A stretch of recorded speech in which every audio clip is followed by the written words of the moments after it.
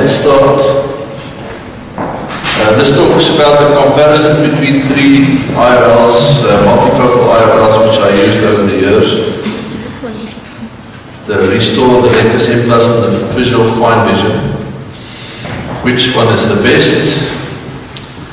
No financial interest. In South Africa, we actually have a system where we can add a percentage of profit to the price of the lens. So once again, I actually have a financial interest, because if the lens is more expensive, I can add 35% profit to it, which is more in the case of the multifocal lens. But there are other disadvantages. What do we already know about these lenses? Light is divided. That's the bottom line. And if you forget about that, you forget about the principle of it. Two or more images are always present, which means unilateral or bilateral, unilateral diplopia. 60–20% of light loss occurs, loss of contrast happens, night vision is reduced, and the effects are pupil dependent.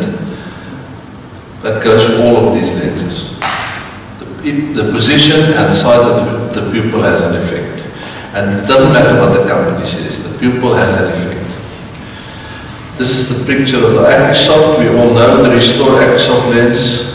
It is multifocal, aspheric, one-piece hydrophilic acrylic, biconvex, +3 adds so much, +4 adds a bit more. It divides the light. 18% of light is reflected, which means you have 41% of incoming light available for near vision and 41% for far vision. And it's apodized. Frank has explained apodization very well earlier. We'll just summarize it again. Central diffractive region. Central region focuses light for near and distant vision, and then for normal light with normal pupil conditions. And the gradual reduction of step heights occur. Peripheral refractive region dedicated to distance vision. When the pupil dilates, pure light, more light is distributed to the distance focal point. This also reduces cleared halos. Restor optics, I'm not going to go there. And then we have the Lentis M+. In South Africa, we only could get the plate haptic, which I think in retrospect was the worst of the two. If I had to use the Lentis again, I would go for the modified sealant, because the plate haptic has certain characteristics which I don't like. Amongst them, it moves more than the modified sealant lenses, post-operatively when capsular contraction occurs. The characteristics of this lens, it's bifocal, not concentrically symmetrical for all 360 degrees. It's a plate haptic, aspheric, 360 square edge, hydrophilic inside, hydrophobic surface. The bifocal characteristics, 55% light used for distant vision. Second problem.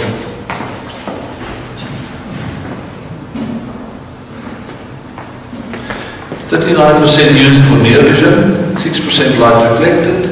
Near vision adds 3 diopter. Both foci on the lens are on the optical axis. It's pupil independent, it's not as far as I'm concerned. Light hitting the meridional transition areas reflected away from the optical axis, thus reducing interference and diffraction. And you see it here, there's the optics, the bifocal segment there, and there. It's about 39% of light used by the bifocal segment. There you have the transitional area which reflect light away from the optical axis, creating less halos. This actually works as far as we are concerned. But the patient point spread function of the Lentis M+ looks like this, and they report it. They say when they see an approaching motorcycle at night, they see these two lines going downwards, and they find it mildly irritating, but they can live with it, they get used to it, and it gets less as time goes by. Then we come to the Physiol Fine Vision Trifocal lens, which is a very easy lens to use, very nice to insert into the eye, hydrophilic. Modified paint haptic, very soft. The haptics are very soft. The lens is also very soft but not problematic, so I think the haptics are too soft. It's biconvex and aspheric, angulation 5 degrees, A constant 118.9, some people say 118.5. 360 square inch all around optic, they call it the two-step technology. As I said, it's hydrophilic. It makes it nicer to put in, but it gives you other problems. The power range is that. Then the optical characteristics, trifocal diffractive IOL over the whole optic. It's achieved by the combination of two bifocal diffracting segments, adding plus 175 and plus 350. And here we see it. This one is the closer grating, adding plus 3.5. This one is a more widely spaced grating, adding plus 175. Superimposed on one another, you get this pattern. On the lens it looks like this, and that gives you supposedly better intermediate and near vision. Then it brings us to our experience. The Restor study was a retrospective study, so there are some gaps in the study. Lentis M+ study was later, it was prospective, and the Physiol study is ongoing, it's still also prospective. The Restor study was to determine whether the patients had spectacle independence and good vision. You will see that I used a combination of a +4 and a +3, and that's an unfair advantage for the Restor. But that's what we did, and it was retrospective. So this is the defocus curve for the Restor. The Lentis study was then to determine the same thing, spectacle independence, good vision for all distances, provided the rest of the eye was fine. If you had complications, serious complications, or poor judgment pre-operatively and included the wrong patient, we threw it out of the group, excluded the patient, because we're not trying to look at those factors. And this fine vision were done in the same way, was done in the same way, bilaterally, looking at spectacle independence and good vision for all distances. Inclusion criteria, I did it on cataract patients. In South Africa, the system works like that you really have to be very, very brave to do pre-lex or presbyopic lens extraction in patients with no cataracts. It's possible, and it's been done, and I've done it myself a few cases, but we don't do it normally. So cataracts and any refraction, you avoid low myopia. Astigmatism, not more than 125, which in retrospect was not the right decision, it should have been 1. And right personality, right activities, and no other ocular pathology. How did we measure success? It's been said that every decision in life is a subjective decision. Everyone. Even Goldstein's decision on not giving that guy, on Einstein, the Nobel Prize was a subjective decision. And therefore I said rather objectively, visual acuity, loss of contrast sensitivity, lack of complications, and rather subjectively, patient satisfaction, spectacle independence, and lack of side effects. Because, for instance, side effects are very subjective. Some people just complain more than others. Results, Restor, 82% of 82 eyes were included, Lentis M+ 104 eyes, official fine vision only 16 eyes. Results summary of the Restor test, 79% of patients ended up 100% spectacle independent. Predictability, 89% had a spherical equivalent plus or minus 0.75. 6% had a cylinder of more than -1. They should not have been included. Best spectacle corrected vision, no complications really. No eyes had BS-CVA loss of more than 1 line compared to, there was no loss of course because these people had cataracts. So we worked from 1.0 vision, expected vision, and if they had less than that, we said it was loss of BCVA. The Lentis study, 71%, 100% spectacle independent, so it's not as good as the Restor study. 78% spherical equivalent is 75 to -75, and we had more loss of best spectacle corrected visual acuity. So in my book and in my hands, Lentis lens was worse than the Restor. Trifocal study results, it's too small and too early, but so far 100% of patients were 100% spectacle independent, but there are only 8 patients, 16 eyes, and it's a little bit early. I'm still talking them out of their complaints. Predictability, only one eye had a refraction outside the criteria, and only one eye lost a line of vision.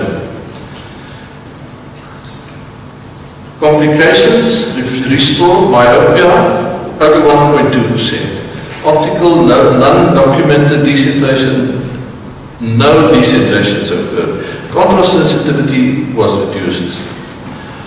Complications, Lentis, myopia occurred more in the Lentis group, and I think it's about the centration. The lens moved slightly upwards because of the plate haptic shape, because they said you had to put in the lens vertically. Then it's slightly elevated, and then you get initially more myopia. Optical complaints, 79% of awareness of halo, starburst and ghost images, 21% annoying symptoms. Decentration, 2 lenses were so decentrated that we had to replace them. Loss of contrast, 36% of eyes lost of contrast, significant loss of contrast. Fine vision, no myopia, so I don't think we're really getting better, because the Restor was better than the following lens, which is the Lentis, and the fine vision is as good as the Restor. So our IOL master measurements are very good, our biometry. These patients, the fine vision, 42% optical complaints of halo, starburst and ghost images. No decentration, and the contrast sensitivity is definitely reduced more than the other lenses. You hear it clinically and you can measure it, but the series is still a bit small. Okay, and then we look at spectacle independence. As I say, the Restor was better than the Lentis, but the best is the Physiol, but it's too soon to say, because there are only 16 eyes in the Physiol group. Distant vision, the Restor grouping was the best distant vision grouping, but it's 2 different lenses. And then followed by the Physiol trifocal, and the worst of them for distant vision was the Lentis. Intermediate vision, the best was the Lentis. Intermediate vision in our case is about 70 centimeters, that's where we measured it. And near vision, the best was once again the Restor grouping. Comments, the Restor lens was easy to put in. I put in a lot of other outcome lenses, so no IOL rotation was required during operation. Good distant vision attained, good intermediate vision attained, and excellent near vision attained. So for near and distance, Restor was the best. Always halos and clear at night. Lentis M+, you had to rotate the lens. It gave the best intermediate vision. Halos and clear, not so much at night. Contrast sensitivity was reduced. 36% of eyes had subnormal contrast. Physiol fine vision, it's very easy lens to put in. Good distant visions. Very good intermediate vision, and the near vision is also good, but it's not better than others. Halos and glare definitely present, and then contrast sensitivity with the Physiol lens was reduced. It was obvious. Patients complained about it and measured it. Disadvantage then of the Restor, worst intermediate vision, but not so bad. Lentis plus worst near vision. Of the 3, more loss of concentration, and pupil centration was actually quite critical. And I just said something wrong. The Lentis M+, more loss of best corrected vision. So there, and in my book, it's not the lens I will continue to use. The Physiol fine vision, more loss of contrast sensitivity. The haptics very soft. And because it's a hydrophilic lens, I think you're going to get more PCO. But at the moment, it's too early to say, so I cannot vouch for that. Summary then, the Restor lens combined results were best for distance as well as near. The Lentis gave best intermediate vision, the fine vision gave the highest spectacle independence, but the series is still too small. The Restor had less loss of best corrected vision than the Lentis, but the same as the Physiol. Summary then, these IOLs gave bilateral binocular diplopia or even triplopia. It's time consuming, patient selection crucial. If you have the right patient, you're going to get this good success rate. You will never really know until you've done the operation. There's always a possibility that the next patient whom you've elected to operate will complain about the result. The visual quality is inferior to the monofocal IOLs. And then, brain plasticity invariably saves the day. 2 years down the line, many patients who initially complain are better. They get used to it. It's like the dog barking at night. You get used to it. This lens is only a temporary solution of presbyopia. Requirements then, perfect patient, perfect eye, perfect biometry, perfect surgery, perfect outcome, perfect neural adaptation, and the only thing we can offer is a good lens. There is no perfect lens. It's a good lens, but it's not perfect. So all